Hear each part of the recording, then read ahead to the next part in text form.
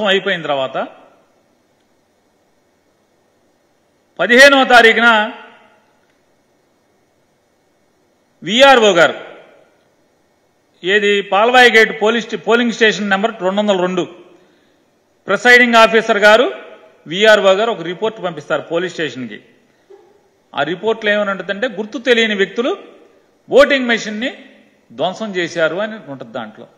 దాంట్లో ఎక్కడా కూడా పిన్నెల్లి రామకృష్ణారెడ్డి ఎమ్మెల్యే వచ్చి ధ్వంసం చేశాడని పోలింగ్ ఆఫీసర్ కానీ ప్రిసైడింగ్ ఆఫీసర్ కానీ లేదా స్థానిక విఆర్ఓ కానీ పాల్వాయి గేట్ విఆర్ఓ కానీ ఎక్కడా మెన్షన్ చేయరు. మరి అక్కడ పోలింగ్ బూత్లో ఉన్న పోలీసులు ఉన్నారు కదా, ఎవరు మాట్లాడరు. ఎవరు కనీసం ఎమ్మెల్యే గారు పాల్గొన్నారని కూడా ఎవరు ఒక్కరోజు కూడా మెన్షన్ చేయలేదు. కనీసం రాతపూర్వకంగా కూడా రిపోర్ట్లో కూడా ఎమ్మెల్యే పేరు లేదు. మరి ఇంకొక ముఖ్యమైన విశేషం అందరూ గమనించాల్సింది, ఏదైతే ఇవాళ పాల్వాయి గేటులో పోలింగ్ స్టేషన్ నెంబర్ 202లో ఎమ్మెల్యే పిన్నెల్లి రామకృష్ణారెడ్డి గారు పోలింగ్ మెషిన్ ఏదో ధ్వంసం చేశారని చెప్పని ఇవాళ పేపర్లు టీవీలు అల్లరి చేస్తున్నాయో, అక్కడ పోలింగ్ ఏమన్నా ఆగిందా? ఒక్క గంట పాటు ఏమన్నా పోలింగ్ ఆగిందా? నమోదు అవ్వాలి కదా, పోలింగ్ ఆఫీసరు పోలీసులు రికార్డ్ చేయాలి కదా. ఇదిగో ఇన్ని గంటల నుంచి ఇన్ని గంటల వరకు పోలింగ్ ఆగిపోయింది, ఆగిందా? నమోదయ్యిందా? రికార్డ్ అవ్వాలి కదా. లాగ్ బుక్లో ఉదయం 7 గంటల నుంచి సాయంత్రం పోలింగ్ మూసే వరకు, అది రాత్రి అవని 5 గంటలకు అవని, అది 6 గంటలకు అవని, లేదా 7 గంటలకు అవని, 8 గంటలకు అవని, చివరి ఓటేసేంత వరకు కూడా ఏదన్నా సంఘటన జరిగితే పోలింగ్ మెషిన్ పనిచేయటం ఆగిపోతే రిపేర్ వచ్చినా రాయాలి కదా. రాశారా? ధ్వంసమైన పోలింగ్ ఆగిపోయినంటే పోలింగ్ ఆగలేదు, పోలింగ్ ప్రక్రియ ఆగలేదు, పోలింగ్ శుభ్రంగా జరిగింది. 15వ తారీఖున ఎఫ్ఐఆర్ కడతారు. 15వ తారీఖున ఎఫ్ఐఆర్ ఎవరి ద్వారా ఏమని కడతారు? గుర్తు తెలియని వ్యక్తులు వచ్చి పోలింగ్ మెషిన్ని ధ్వంసం చేశారు అని చెప్పని. ఎవరు? విఆర్ఓ గారును ప్రిసైడింగ్ ఆఫీసర్ గారు. కానీ ఎప్పుడు కట్టాలి? మెషిన్ ధ్వంసం అయితే ఏ తారీఖున కట్టాలి? 13వ తారీఖునే కదా కట్టాల్సింది. అదే రోజు సంఘటన జరిగిన వెంటనే కదా. రూట్ ఆఫీసర్ ఏమయ్యాడు? రూట్ ఆఫీసర్ రావాలి కదా. ధ్వంసం అవగానే ప్రిసైడింగ్ ఆఫీసర్ రూట్ ఆఫీసర్కి ఆర్ఓకి కంప్లైంట్ చేయాలి కదా. జిల్లా ఎన్నికల అధికారి కంప్లైంట్ చేయాలి కదా. వెంటనే పోలీసు రావాలి కదా, ఎస్పీ రావాలి కదా. ఎవరూ రారు. ఎవరి దగ్గర రికార్డ్ అవ్వదు, ఎవరి దగ్గర రిజిస్టర్ అవ్వదు. కనీసం 13వ తారీఖు ఎఫ్ఐఆర్ కూడా అవ్వదు, కంప్లైంట్ ఉండదు 13వ తారీఖు. మరి ఎమ్మెల్యే నిజంగా ధ్వంసం చేస్తే మరి 13వ తారీఖున ఎఫ్ఐఆర్ ఎందుకు కట్టలేదు? ఎందుకు రిపోర్ట్ చేయలేదు? పోలింగ్ ఆగినట్టుగా ఎక్కడా కూడా మీ లాగ్ బుక్లో, ఆ ప్రిసైడింగ్ ఆఫీసర్ లాగ్ బుక్లో ఎందుకని నోట్ చేసుకోలేదు? పోనీ టీడీపీ ఏజెంట్లు ఏమన్నా కంప్లైంట్ చేశారా?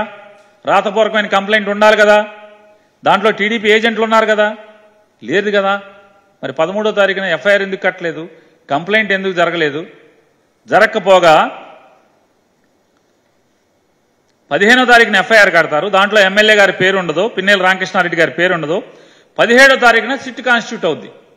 ఈ గొడవలన్నీ కూడా టీవీల్లో చూసిన తర్వాత election commission of India direction మేరకు సిట్ కాన్స్టిట్యూట్ అవుద్ది. డీజీపీ గారు ఒక సిట్ని కాన్స్టిట్యూట్ చేస్తాడు, స్పెషల్ ఇన్వెస్టిగేషన్ టీంని.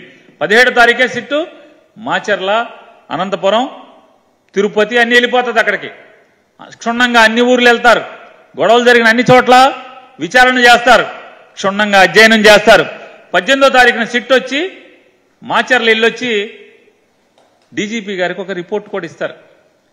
ఎక్కడా వీటిలో 13వ తారీఖున ఇన్సిడెంట్ రోజు ఎఫ్ఐఆర్ అవ్వదు. 15వ తారీఖు ఏమో ప్రిసైడింగ్ ఆఫీసర్ తాపీగా ఏదో చుట్టాలింటికి పెళ్లికి వెళ్ళి వచ్చినట్టుగా ఆ రోజు కంప్లైంట్ ఇచ్చాడంటారు, విఆర్ఓ ఇచ్చాడంటారు. దాంట్లో గుర్తు తెలియని వ్యక్తులు అంటారు. అంటే ఎమ్మెల్యే ఎవడో తెలీదా? విఆర్ఓకి ఎమ్మెల్యే ఎవడో తెలీదా? ప్రిసైడింగ్ ఆఫీసర్కి ఎమ్మెల్యే ఎవడో తెలీదా? నిజంగా మరి బదలు కొట్టుంటే మరి ఎమ్మెల్యే పేరు ఉండదు. 17వ తారీఖు సిట్ వెళ్ళింది కదా, మరి ఐపీఎస్ ఆఫీసర్లేగా ఏదోటి అక్కడ ఏం జరిగిందో పగలేద్దామనే కదా వెళ్ళారు. మరి ఎమ్మెల్యే వీళ్ళు సిట్ వెళ్తే ఎమ్మెల్యే పేరు ఏమన్నా దాంట్లో జరిగింది ఎవరన్నా చెప్పారా? కొన్ని సిట్టోళ్ళు వచ్చి 18వ తారీఖున డీజీపీకి ఇచ్చినట్టు దాంట్లో ఇట్లా ఎమ్మెల్యే మెషిన్ బాధలు కొట్టాడండి అని చెప్పి ఎప్పుడు దాంట్లో చెప్పారా?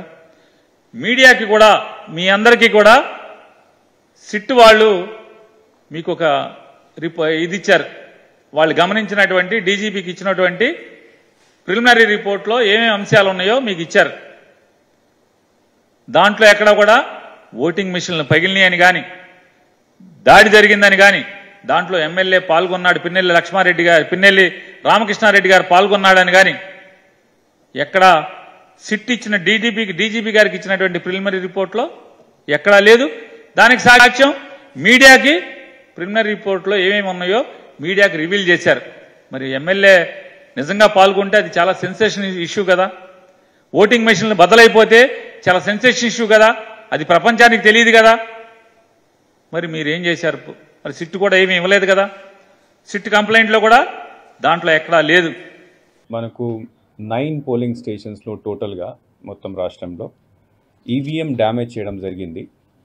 ఈవీఎం డ్యామేజ్ అంటే కొంతమంది బయట నుంచి వచ్చి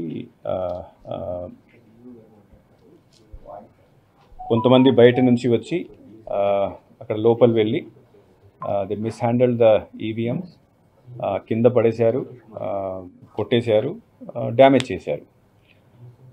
దాంట్లో మెయిన్లీ మాచర్లలో 7 ఇన్సిడెంట్స్ జరిగినాయి. మాకు 12:30 ఆ రోజు 12:30 నుంచి 1:30 వరకు ఎన్ని ఇన్సిడెంట్స్ జరిగినాయి. దాంట్లో ఒక ఇన్సిడెంట్లో పోలింగ్ స్టేషన్ నెంబర్ 202లో, తర్వాత మిగతా అన్ని పోలింగ్ స్టేషన్ సంబంధించి మనము సీసీ కెమెరాస్ అక్కడ పెట్టడం జరిగింది, అంటే వెబ్ కాస్టింగ్ చేయడం జరిగింది. ఈ వెబ్ కాస్టింగ్ యాక్చువల్లీ దీనికి మెయిన్ ఉద్దేశం అంటే అక్కడ జరుగుతున్న ఇఫ్ ఎనీథింగ్ ఈజ్ హ్యాపెనింగ్ అంటే బయట వాళ్ళు లేకపోతే లోపల పోలింగ్ స్టేషన్లో పనిచేసిన వాళ్ళు, పోలింగ్ ఆఫీసర్స్ ఎలా పనిచేస్తున్నారు, కరెక్ట్గా చేస్తున్నారా లేదా, పోలింగ్ సరిగ్గా జరుగుతుందా లేదా, తర్వాత బయట నుంచి వచ్చి ఎవరైనా గొడవ చేస్తున్నారా లేదా, ఇవన్నీ దాంట్లో రికార్డ్ అవుతాయి. సో ముందు నుంచి కొన్ని అల్లరి ఏదో జరుగుతాయి. We are having some apprehension. So ఈ అన్ని పోలింగ్ స్టేషన్స్ ఎక్కడెక్కడ ఈ ఇన్సిడెంట్ జరిగినాయి ఆ వెబ్ కాస్టింగ్ రికార్డ్ చేయడం జరిగింది. ఆ రికార్డ్ చేసిన తర్వాత 2 విషయాలు ఎలక్షన్ కమిషన్ చూస్తుంది. ఒకటి, అక్కడ మనము పోలింగ్ని కంటిన్యూ చేయొచ్చా లేదా. సెకండ్ థింగ్ ఈజ్ దట్ అక్కడ ఎవరు వచ్చి ఈ గొడవలు చేశారు వాళ్ళ మీద ఏం యాక్షన్ తీసుకోవాలి, ఎట్లా తీసుకోవాలి. సో ఫస్ట్ ఇష్యూకి వస్తే ఆ రోజు బెల్ ఇంజనీర్ వచ్చి ఇవన్నీ పోలింగ్ స్టేషన్లో చూసేసి అక్కడ డేటా భద్రంగా ఉంది, సెక్యూర్ ఉంది కాబట్టి అక్కడ పోలింగ్ కంటిన్యూ చేయడం జరిగింది కొత్త మెషిన్స్ పెట్టిన తర్వాత. సెకండ్ ఇష్యూ, అక్కడ ఎవరు వచ్చి గొడవ చేశారో వాళ్ళ మీద యాక్షన్ కోసం నెక్స్ట్ డే ఇట్ సెల్ఫ్ మన దగ్గర ఉన్న వెబ్ కాస్టింగ్ని ఇన్వెస్టిగేషన్ కోసం పోలీస్కి హ్యాండ్ ఓవర్ చేయడం జరిగింది. పోలీస్ కూడా దీని తర్వాత ఇన్వెస్టిగేషన్ స్టార్ట్ చేయడం జరిగింది. నా ఈ మధ్యలో సిట్ వచ్చింది. ఆ సిట్ వచ్చిన తర్వాత సిట్కి కూడా అన్ని నివేదికలు వాళ్ళు ఇచ్చారు. 20th of this one 20th మేని సబ్ ఇన్స్పెక్టర్ రెంట్ చింతాల ఆయన కోర్టులో మెమో దాఖలు చేయడం జరిగింది. ఆ మెమోలో he has mention that mister P Ramakrishna Reddy he has been mentioned as accused number 1. తర్వాత 10 సెక్షన్స్ కింద ఫస్ట్ రోజు ఫైల్ చేసినప్పుడు అన్నోన్ పర్సన్స్ మీద ఫైల్ చేయడం జరిగింది. దీని తర్వాత ఇన్వెస్టిగేషన్ చేసి ఈ వీడియో అన్ని చూసిన తర్వాత 20th కోర్టులో ప్రొడ్యూస్ చేసిన మెమోలో 10 సెక్షన్స్ కింద 10 సెక్షన్స్ ఇంక్లూడ్ చేసేసి మెమో ఫైల్ చేయడం జరిగింది. తర్వాత మిస్టర్ రామకృష్ణారెడ్డిని కూడా అక్యూజ్ నెంబర్ 1గా దాంట్లో ఇంక్లూడ్ చేయడం జరిగింది. So this issue yesterday afternoon some video was released. So that video is correct.